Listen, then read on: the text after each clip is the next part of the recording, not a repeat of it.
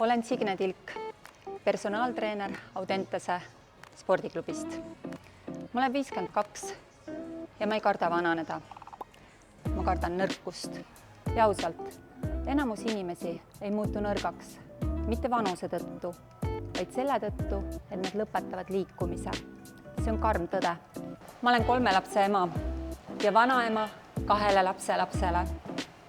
Treenerina olen töötanud 20 aastat ja tihti kuulen, et kas on juba liiga hilja, et alustada. Ei ole. Sa oled lihtsalt liiga kaua oodanud. Ma ei treeni ennast selleks, et noorem välja näha. Ma treenin selleks, et joosta oma lastelastega, et nendega hüpata, et ronida, ilma valuta. Selleks, et kiiresti liikuda, kui elu seda nõuab.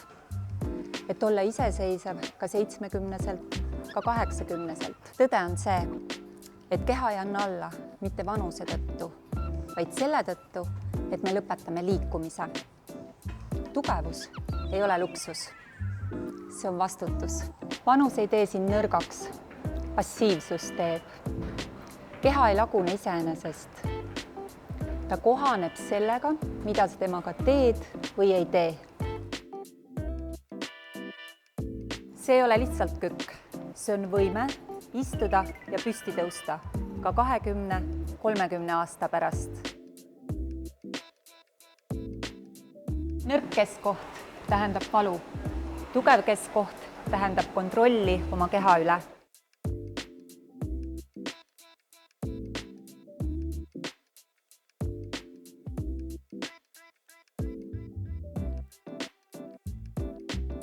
Rüht ei ole ilu pärast.